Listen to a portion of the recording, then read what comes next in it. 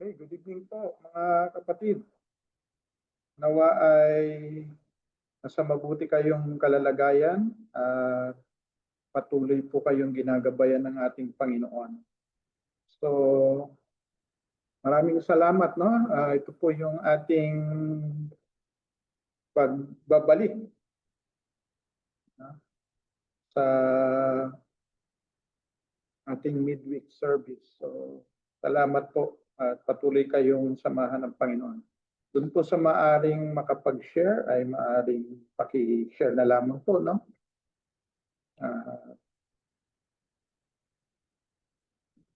Tayo po ay panandaliang manalangin. Panginoon at dakilang Diyos, sama naming mapagpala, samahan niyo po kami sa aming pagsasama ngayong gabing ito online. Dalangin namin, O Diyos, na kayo po ang umabot sa bawat puso, sa bawat buhay ng mga kapatid Panginoon. Sa pangalan ni Jesus. Amen. So, okay. Good evening po. Tayo po ay patuloy pa rin, no, sa series natin sa aklat ng Judges, no, sa mga hukom. At ito po ay ating pinaglilingkod at unay nga po na ang salita ng Diyos ay palaging naririyan at laging kaakibat po natin sa ating buhay, no? At sa awat biyaya ng Panginoon, tayo po ay nakakapagpatuloy. Hawak ang mga pangako ng Panginoon. So good evening po sa lahat, no? Doon po sa mga kapatid na maaring humabol or kapanood nito ng late na, no? We pray na kayo pa rin po ay kaugnay ng Panginoon. So, God bless us all. Sige po, bago po tayo dumako sa salita ng Diyos, awitan muna natin ang Panginoon. Atin pong sundan ang awit na ito.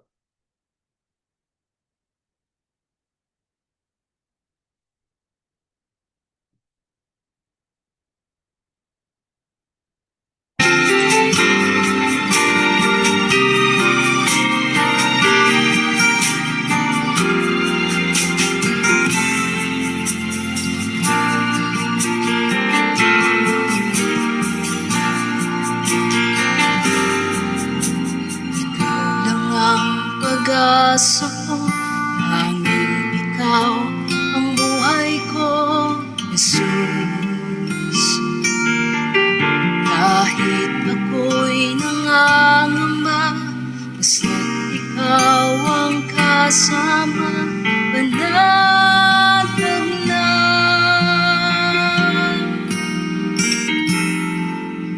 Ikaw lang ang sasambahin, paligid man ay magdilim, Jesus.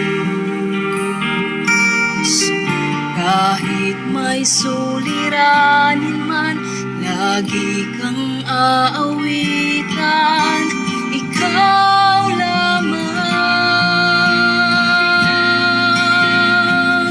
Kahit kailan di ka nagkulang, biyaya mo sa akin laging yan. Ang pag-ibig mo sa akin walang hanggan. Inibig mo ako noon naman.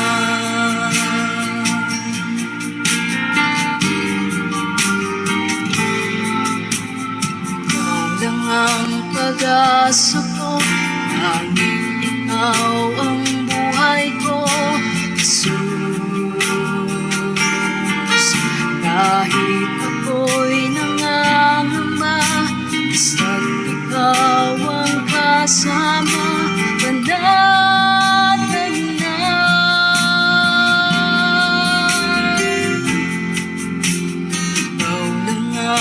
sasambahin, paligid man ay magdilim. Jesus, kahit may suliranin man, lagi kang aawitan, ikaw lamang. Kahit kailan di ka nagkulang, biyaya mo sa'kin laging laan. Ang pag-ibig mo sa'kin walang hanggan. Inibig mo ako noon naman. Panginoong dakila katapat sa dalangin ko, ako'y inibig mo kahit ako ay ganito. Walang katapusan ng pagmamahal mo, walang pinipili ang puso mo.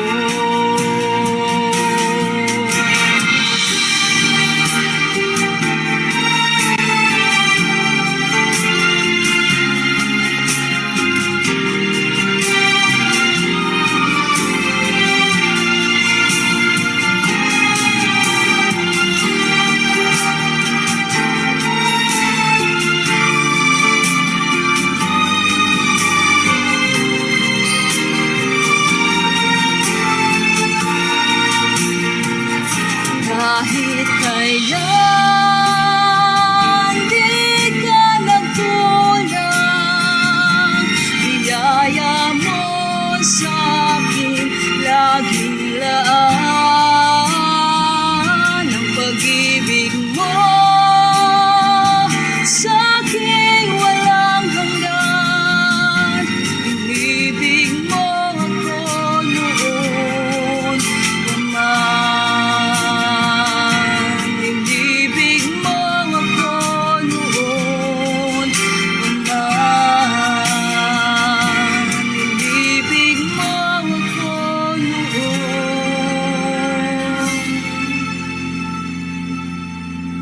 naman.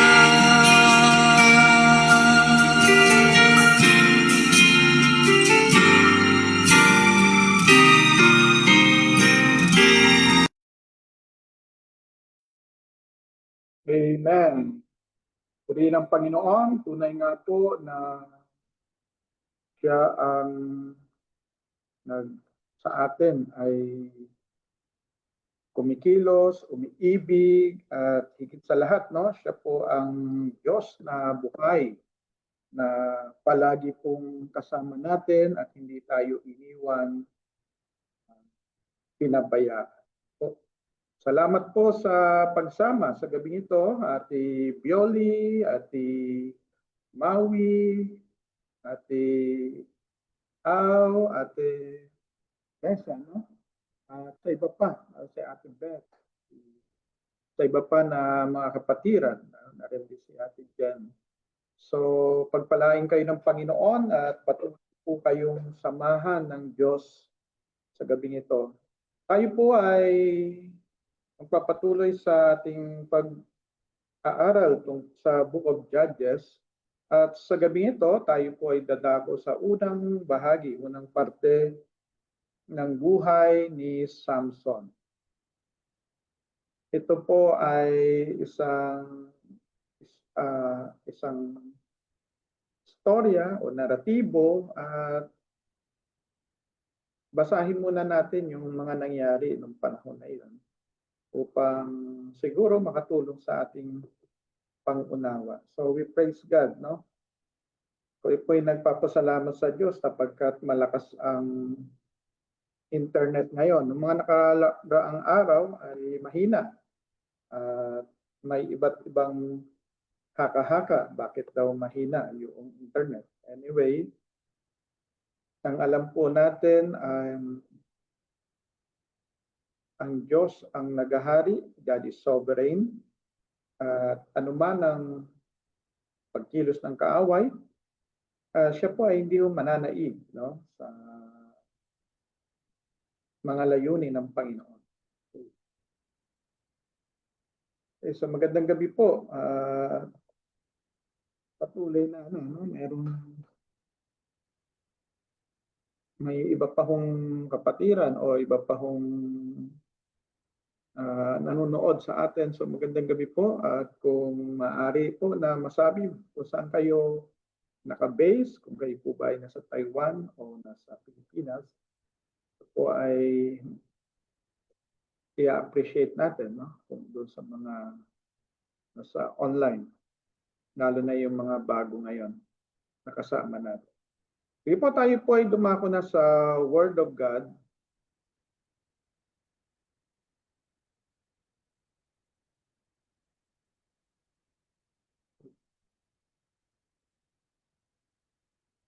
Okay, Ate Lori and Ate Ellen at Ate Margie. So good evening po.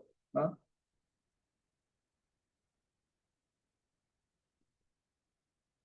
So, tayo po ay dadako sa buhay ni Samson. Ito po yung part 1. Isa po siyang anak para sa isang babaeng hindi magkaanak. Siya rin ay isang pangako na magliligtas para sa isang bansang nasakop o naghihirap. Okay. So magandang gabi rin po, Ate Remy, no? Yan. Okay, good evening po.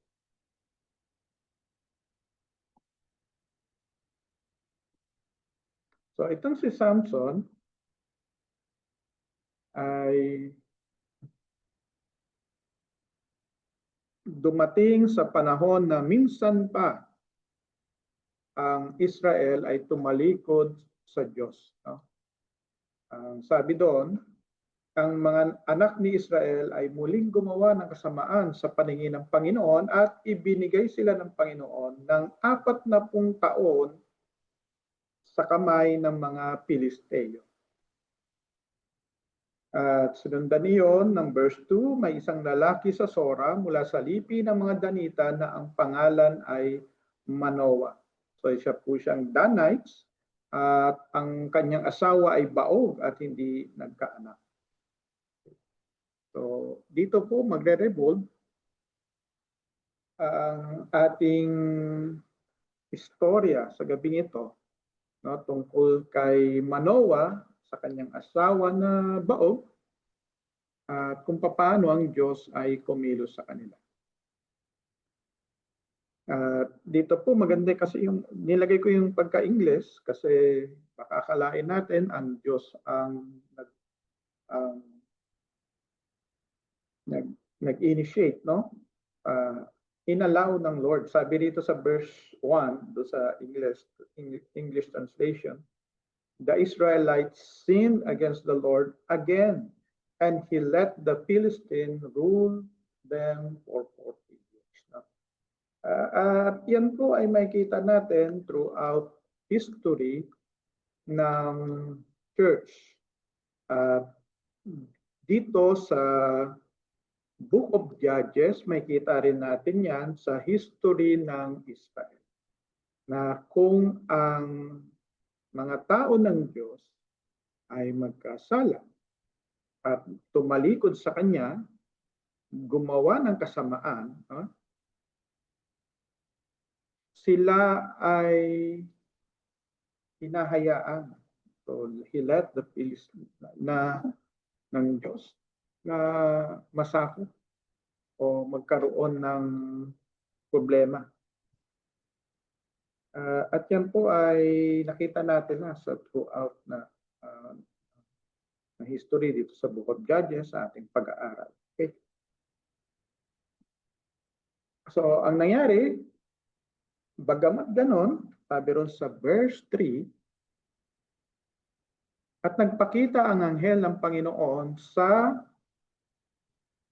babae at sinabi sa kanya, bagamat ikaw ay baog at walang anak, ikaw ay maglilihi at manganganak ng isang lalaki. Mag-ingat ka, huwag kang iinom ng alak o ng inuming nakalalasing at huwag kang kumain ng anumang bagay na marumi. Ikaw ay maglilihi at manganganak ng isang lalaki. Walang pang-ahit na daraan sa kanyang ulo sapagkat ang bata ay magiging nasirita sa Diyos mula sa sinapupunan at kanyang pasisimulang iligtas ang Israel sa kamay ng mga Pilisteo. Okay. So dito po meron tayong na-highlight, no? Ito po yung pagiging Nazirita sa Diyos. Okay. Na yung bata na nasa sinapupunan ng asawa ni Manoah, yung asawa ni Manoah po, yung kanyang pangalan ay hindi po na-record. No? Hinahanap ko po yan. Kung saan ang record? Wala po talagang record. Pero ang alam natin, si Manoah ay isang Danites, no? At siya ay may asawa na baog. At nagpakita ang anghel ng Panginoon sa babae. Yan. Bagamat ikaw ay baog at walang anak, ikaw ay maglilihi at manganganak ng isang lalaki. Okay, ano pa yung makikita natin dito? No?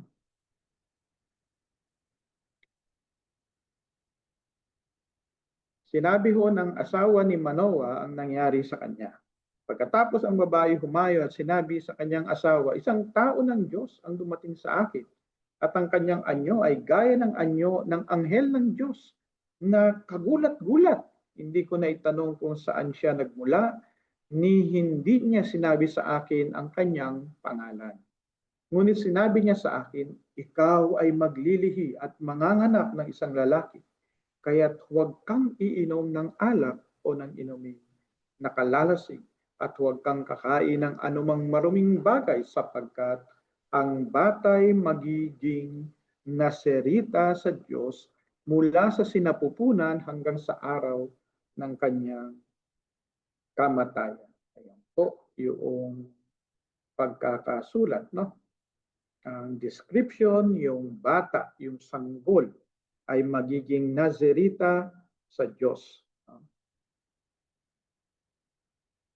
Ngayon, itong si Manoah ay nanalangin.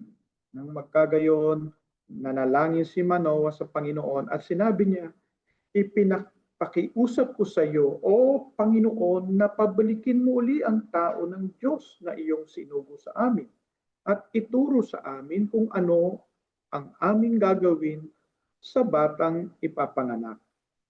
At dininig ng Diyos ang tinig ni Manoah. Nagbalik ang anghel ng Diyos sa babae habang siya'y nakaupo sa bukid. Ngunit si Manoah na kanyang asawa ay hindi niya kasama. Nagmadaling tumakbo ang babae at sinabi sa kanyang asawa, ang lalaking naparito sa akin noong isang araw ay nagpakita sa akin. So nanalangin si Manoah at dininig ng Diyos yung kanyang panalangin. So, ituloy pa ho natin, no?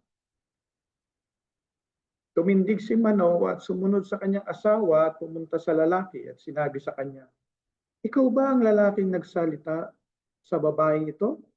At kanyang sinabi, ako nga. Sinabi ni Manoah, kapag nagkatotoo ang iyong mga salita, ano ang magiging uri ng pamumuhay ng bata? At ano ang kanyang gagawin? At sinabi ng anghel ng Panginoon kay Manoah, sa lahat ng aking sinabi sa babae ay mag-ingat siya. Siya'y hindi maaaring kumain ng anumang bagay na nanggagaling sa ubasan, hindi siya iinom ng alak o ng inuming nakalalasing, ni kakain ng anumang maruming bagay. Lahat ng inuutos ko sa kanya ay sundin. No? So ito si Manoah, makikita natin talagang excited, tinanong ang anghel ng Diyos, no? At siya ay tinugon. No? Nagtanong, tumugon, at makikita rin natin dito yung pagkilos ng Diyos dito sa buhay ni Manoah, no? Naroon yung pagnanais niya na maingatan sa bagay. Kasi biro ninyo, siguro ilang taon na silang naghihintay ng ganito. No? Maingatan yung yung magiging buhay ng kanilang anak at maging careful sila, no? Doon sa pagpapalaki sa bata. Yan. Kasi hindi lang ito ordinaryong bata. Ito ay bata na mula sa himala ng Diyos. Okay, so makikita pa ho natin. No, nagtanong.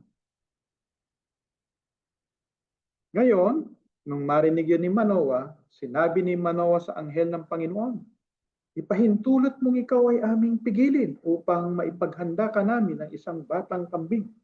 At sinabi ng anghel ng Panginoon kay Manoah, kahit na ako'y iyong pigilin, hindi ako kakain ng iyong pagkain. At kung ikaw ay maghahanda ng handog na sinunog, ay iyong ihandog sa Panginoon. Sapagkat hindi nakilala ni Manoah na siya'y anghel ng Panginoon. Sinabi ni Manoah sa anghel ng Panginoon, ano ang iyong pangalan? Upang kapag nangyari ang iyong mga salita ay mabigyan ka namin ng karangalan. Kaya pwede pala yun, no? Mga kapatid, na kaharap mo na yung anghel hindi mo pa ma-recognize na anghel. Bakit kaya? Dahil kaya sa sobrang excitement doon sa mangyayari? Dahil kaya sa tugon ng Diyos sa kanyang mga panalangin? Higit sa lahat yung pagkakaroon ng anak? Hindi kaya sa excited, no? Ay talagang gusto niyang mapaglingkuran itong anghel. Okay. So, tuloy natin yung istorya. So, ang ginawa ni Manoah, naghandog po siya. At pagkatapos yun, nakasaksi sila, nakita nila yung isang bagay na kamangha-mangha na naranasan nila. Patunay na ito ay hindi lamang gawa ng tao. At yung kausap nila ay hindi lamang basta tao, kundi isang nilalang na hindi katulad nila. So sa verse 18, sabi dito, sinabi ng anghel ng Panginoon sa kanya, bakit mo itinatanong ang aking pangalan? Ito'y totoong kagilagilalas. Kaya't kumuha si Manoah ng isang batang kambing at handog ng butil at inihandog sa Panginoon sa ibabaw ng baga. At sa kanya na gumagawa ng kamangha-mangha, samantalang si Manoah at ang kanyang asawa ay nakamasid. Nang pumailan lang sa langit ang apoy mula sa dambana na ang anghel ng Panginoon ay pumailang lang sa apoy ng dambana, samantalang minamasdan ni Manoah at ng kanyang asawa, at sila'y nagpatira pa sa lupa. So dito lamang po nagkaroon talaga ng realization, no? Mag-asawa, lalo na yung lalaki, na hindi katulad nilang nilalang yung kausap nila. Okay? So yun po, makikita ko natin dito. Okay, ano pa ang nangyari, no? Makikita rin natin dito yung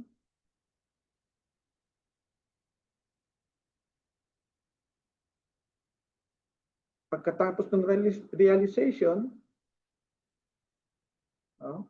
ano yung nakita nila na hindi nangyari sa kanila.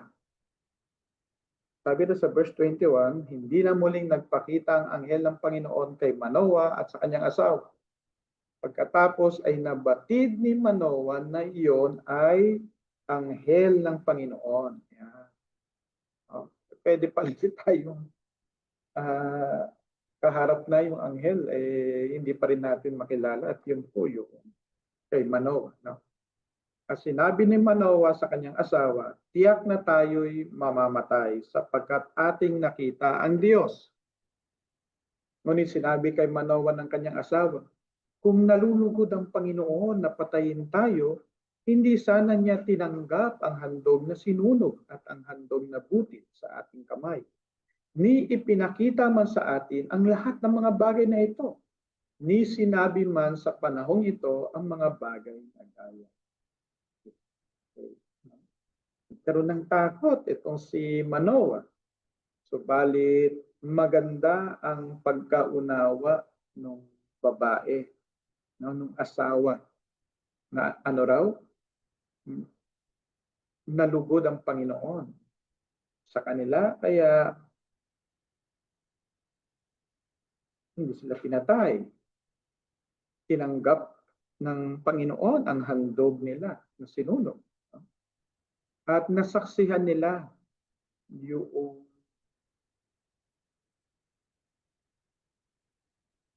pagbabalik ng anghel doon sa kanyang pinanggalingan. So makikita ho natin dito na may realization talaga, no, na pagtanto nila Manoah. Ayan.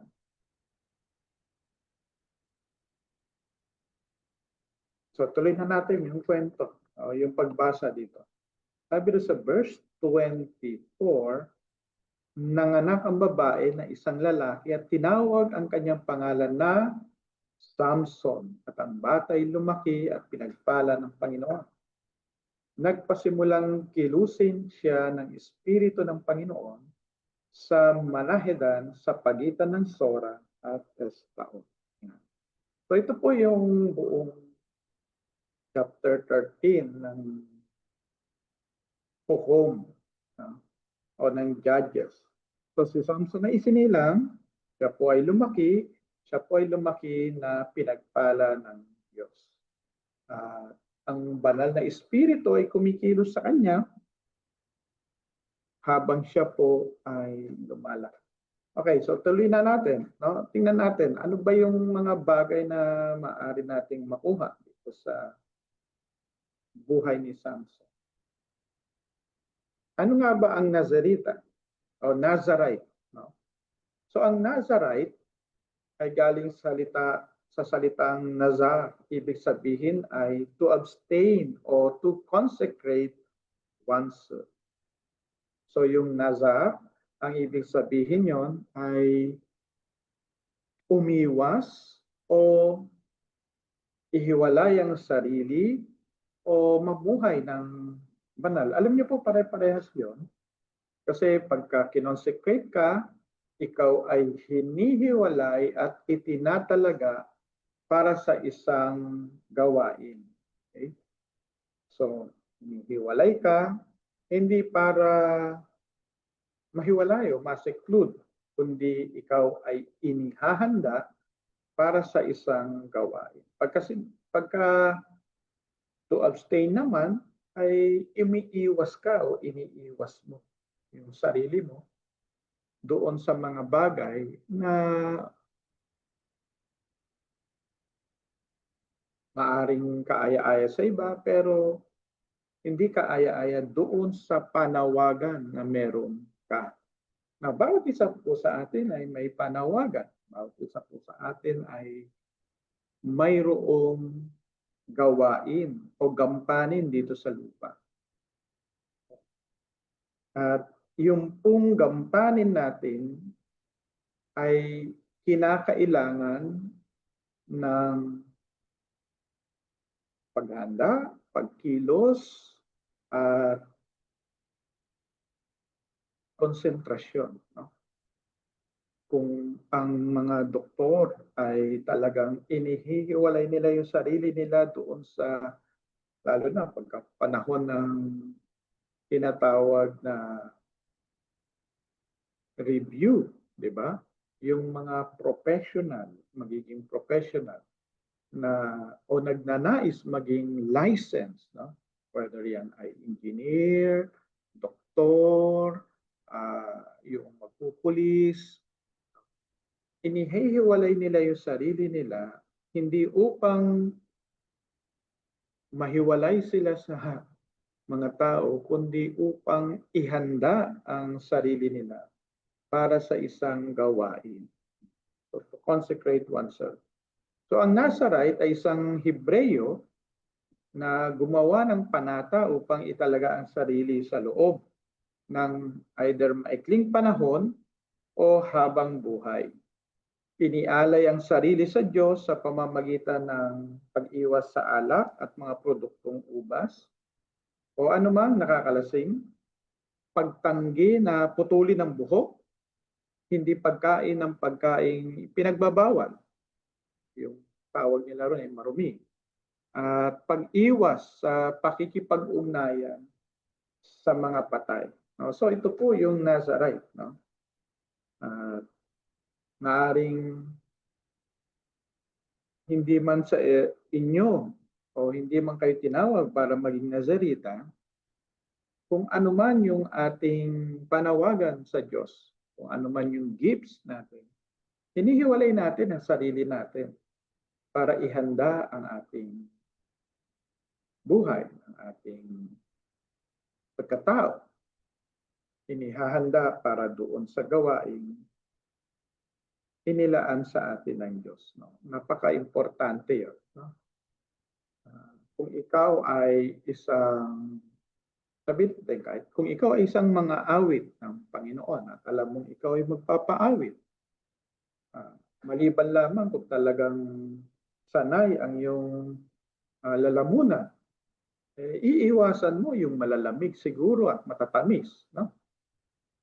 Bakit? Inihahanda mo yung sarili mo para sa gagawin o ipagagawa ng Diyos sa iyo.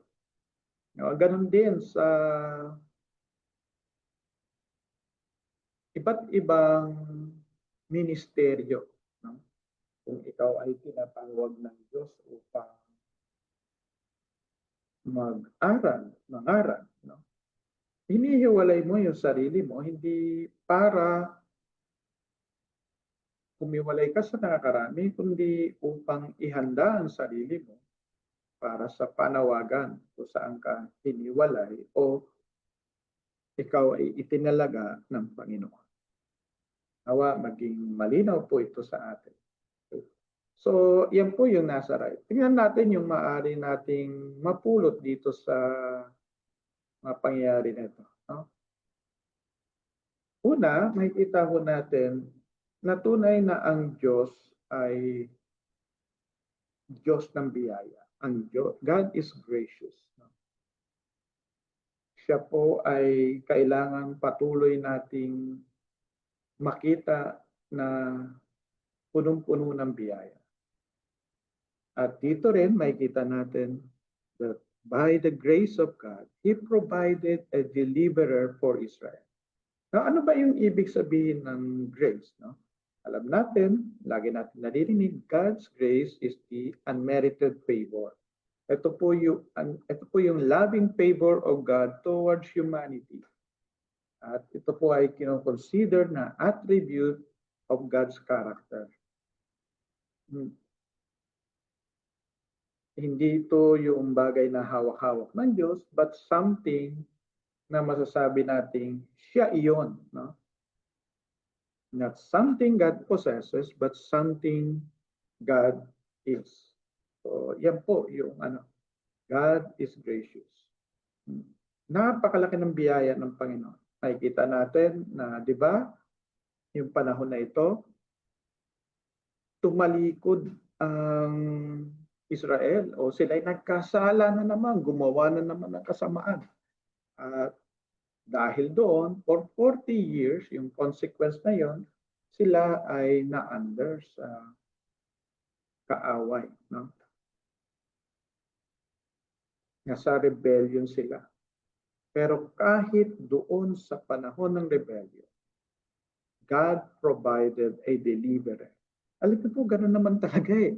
Kailan ba natin nakilala ang Panginoong Yesus? Nung tayo ba ay naging banal? O nung tayo po ay makasalanang naunawaan na tayo ay makasalanan. No? Tinatagpo tayo ng Diyos kung nasaan tayo. God is so gracious. Kaya dapat po siyang maunawaan natin.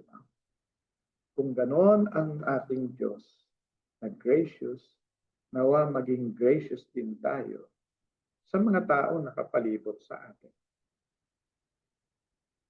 Gaano? Kita nyo naman yung Israel ng panahon na ito. They were in rebellion. Bumalik na naman sila doon sa mga bagay na ayaw ng Panginoon. So, mga kapatid, ang hirap unawain ng biyaya ng Panginoon, grace ng Lord. Kaya po talagang walang makapagmamalaki sa harap niya. Tayo po as a believer ay dahil sa biyaya. Dahil sa biyaya niya. Okay. Tapos ano pa makita natin? He used an unlikely vessel. Ang daming babae ng panahon na yon, no? Pero ano po ang ginawa niya? Yung isang barren woman, no? Sabi sa pagkatagalog ay baog sa dinami-dami ng nagagamitin ng Panginoon. Yung maaari nating sabihin unqualified. Hindi yan po pwede, mga anak. Bakit? Baog yan eh. No? Hindi yan po pwedeng mga anak. Tumanda na nga yun, hindi mga anak-anak. Pero ano may kita natin? Dahil sa biyaya ng Panginoon, yung iniisip nating mga bagay na hadlang, no? Bagay na imposible ay nagiging posible. Nawawala yung hadlang, yung iniisip nating unlikely vessel, siya pa ang gagamitin ng Panginoon. Kaya nga po, it's unmerited favor. Okay. Okay. Pangalawa, tingnan mo natin. God is faithful. God is gracious. God is faithful. Diba? Unfaithful na nung Israel dito no? Pero sabi ng salita ng Diyos, He who promised is faithful. Gaano ka matapat ang Panginoon?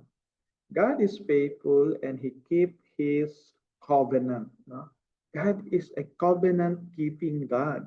Sabi sa Deuteronomy 7 verse 9, He is the faithful God, keeping His covenant of love to 1,000 generations of those who love Him and keep His commands.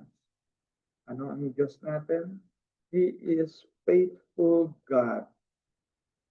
At gaano katindi yung ka-faithfulness niya? God is faithful even if we're not. Yan. Malinaw yan na tinuturo ng salita ng Diyos. Matapat ang Diyos kahit hindi tayo tapat. Basahin po natin 2 Timothy 2:13. If we are faithless, He will remain faithful, for He cannot disown Himself. Yung pagiging faithful ni God, kaparte niya na yon. Siya na yon. Siya yung faithful, siya yung tapat. Ano pa yung makikita natin dito? Paano tayo magre-respond doon sa grace ng Lord at sa faithfulness ni God? Ito yung mag-asawa, si Manoah at yung kanyang asawa na barren o bao, no? Mga kapatid, lagi natin tandaan, biro mo yung Israel, sila ay nasa estado ng pagiging wicked. Alam niyo po, makikita ko din natin dito sa Biblia pagka inaral natin. Ang mga tao, lalo yung mga Israelita, di ba? Kahit na sila ay nakaranas, nakasaksi ng malalaking himala at pagkilos ng Diyos. Hindi ibig sabihin yun, nakakasiguro tayo na magiging matapat ang tao. Hindi ba makita natin papaano iniligtas ng Panginoon ang mga Israelita doon sa Exodus? Nakita nila yung mga salot na pinadala ng Panginoon. Narinig nila yung mga palahaw ng mga magulang na namatayan ng kanilang panganay. No? Na naranasan nilang mabigyan ng yaman mula sa Ehipto bago sila paalisin. Nakalakad sila doon sa ilalim ng karagatan ng hatiin ng Diyos ang dagat upang sila ay maligtas mula sa mga Egyptian na humahabol sa kanila. No? Talaga naman mga kapatid, ilang panahon lang, no? Nakalimutan na kaagad nila yung ginawa ng Diyos. Pero mga kapatid, hindi dahil nakalimot ang tao sa ginawa ng Diyos ay na-invalidate na yung ginawa niyang himala. Alam niyo po, tayo po, mga mananampalataya, ay maaaring dumaan tayo sa mga matitinding pagsubok at may mga pagkakataon siguro sa ating kahinaan. Natatanong natin ng Diyos, bakit nangyari sa atin ito? Na, no? Maaaring ang iba sa atin nag-iisip na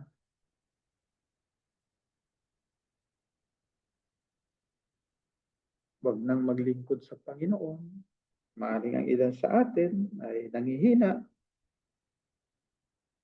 O maaaring ilan sa atin ay natumba na at ayaw nang bumalik. Maaaring ang ilan sa atin ay tumalikod at nahihiya nang bumalik sa Panginoon. Mga kapatid, lagi natin tatandaan, manampalataya tayo that God's grace is far greater than man's wickedness. Napakalaki ng biyaya ng Panginoon. Kaya huwag ho nating husgahan ang tao kung ano man ang kanyang pinagdaraanan ngayon o ano man ang estado ng kanyang espiritualidad ngayon. Dahil kahit ganoon, kayang gumawa ang Panginoon ng himala sa buhay. Kahit akala natin, ako, wala nang pag-asa yan. Di ba? Yung asawa ni Manoah eh. Wala nang pag-asa yung siguro sa kanila. Bakit? Baog eh. Di ba? Yung baog. No? Alam niyo mga kapatid, yung sa grasya ng Panginoon, yung akala nating imposible, posible sa Kanya. Ano pa pangalawa?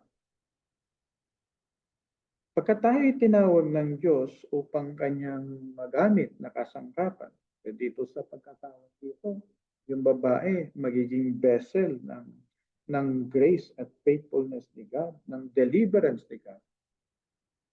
Napakainam na tayo po ay magpakumbaba at sumunod. Kung tayo po ay tinatawag sa paglilingkod sa Panginoon, anuman yung paglilingkod na yun,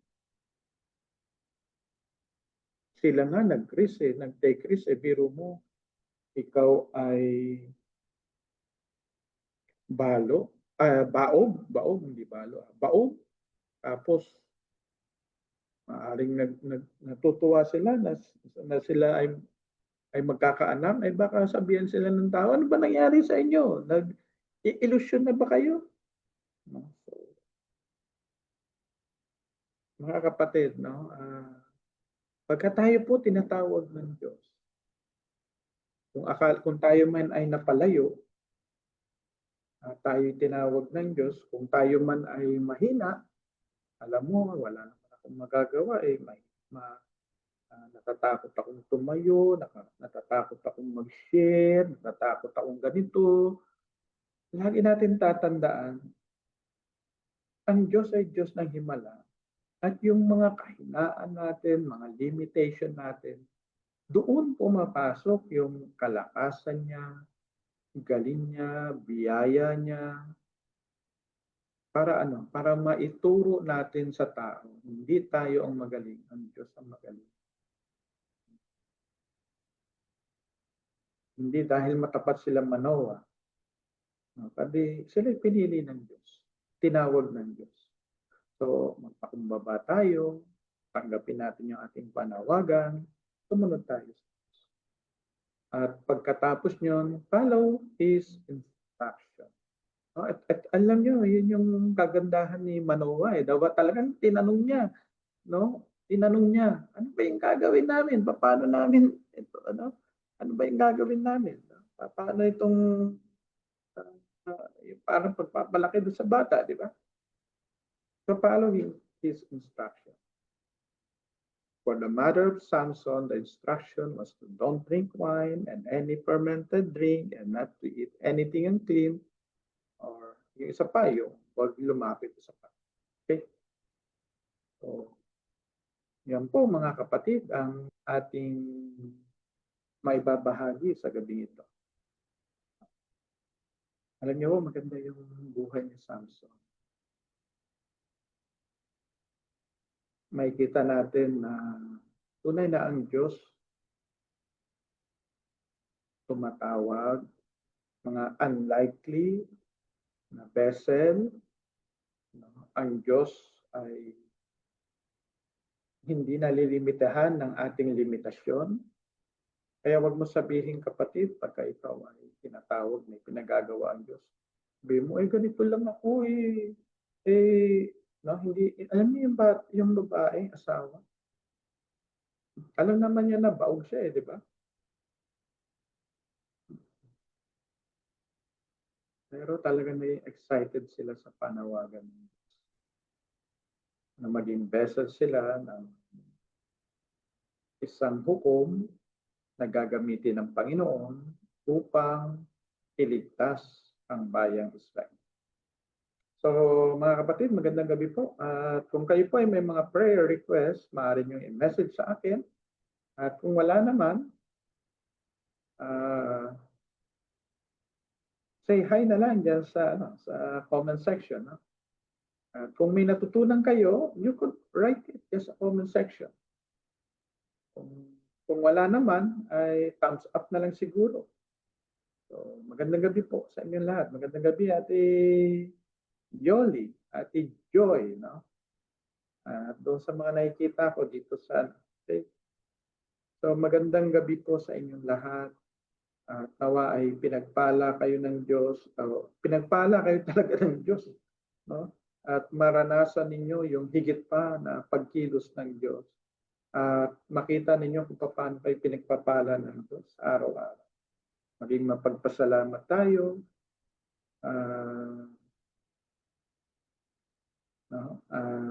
Patuloy kayong samahan ng Panginoon. No? Sige po, tayo po ay manalangin. Patuloy natin panalangin ng bayang Pilipinas. No? Mula ata kahapon na hindi na ako nanood ng news kasi baka ako ma-high blood.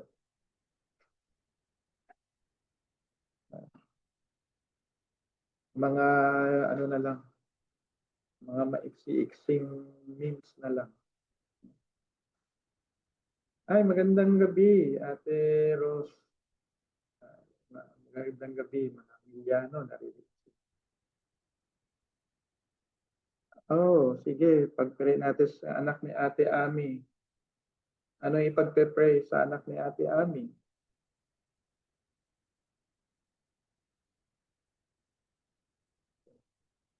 O sige, kahit i-message niyo na lang sa akin kung tapos na itong kahit tapos na ito, ako naman ay nananalangin, no? Okay, operando sa next week, no? Sige, tayo po'y manalangin. Panginoon, purihin ka, O Diyos, sambahin ang ngalan mo. Patuloy kang maghari sa amin. Dalangin namin, Panginoon, yung operation ng anak ni Ate Ami next week ay maging matagumpay. Dalangin namin, Panginoon, ang mga kapatid na naaabot ng mensahe na ito, nawa patuloy nilang maranasan ang pag-ibig mo, ang grace at makita nila that you are the faithful God. Matapat kayo, O Diyos. Hindi nyo kami iniiwan, hindi nyo kami pababayaan. At even sa panahon na kami, Panginoon, ay nanghihina, nariyan kayo. Sa panahon na kami tumatalikod sa iyo o tumalikod sa iyo, patuloy ka, O Diyos, na gumagalaw at gumagawa, Panginoon. Panginoon, nawa makita namin ang laki ng iyong pag-ibig, ang lawak ng pag-ibig, ang lalim nito, ang taas nito. maunawaan namin ang iyong pong grasya at biyaya. At kung gaano kayo katapat at yung katapatan ninyo ay hindi nakabatay sa aming katapatan. Nawa ang biyaya mo'y sumagana sa bawat isa. Sa bawat pamilya na narito, at patuloy naming makilala ka sa iyong kaparaanan, sa pamamagitan ng iyong salita, at maging sa pang-araw-araw naming buhay. Maraming salamat po, Panginoon. Nawa, abutin niyo po ang bawat isa na naririto sa mga may sakit at karamdaman, kayo po ang magpagaling. Sa mga nanghihina, kayo po ang magpalakas.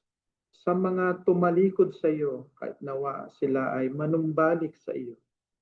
Sa mga tao na akala nila ay imposible na, kung papaano doon sa asawa ni Manoah na imposibleng manganak ay ginawa mong posible. Nawa, O Diyos, makilala ka rin namin na hindi lamang kayo ang gracious God, hindi lamang kayo ang faithful God, hindi lamang kayo yung covenant-keeping God, but kayo rin ang Diyos ng Himala. Maraming salamat po, O Diyos. Sa pangalan po ni Jesus, Amen. So God bless po mga kapatid. Salamat po sa pagsama sa gabing ito. No? Ito pong salamat din sa Panginoon at maganda yung ating internet ngayon. No? Maganda yung internet ngayon dito sa church. So praise God. So magandang gabi po sa inyong lahat. Mag-off na po ako. Nawa ay patuloy kayong lumago sa Panginoon, lumalim ang pananampalataya, at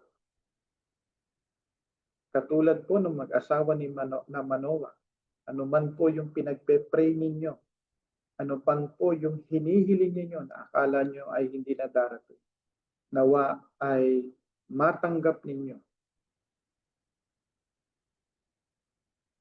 sa pangalan po ng Jesus. God bless us. God bless us.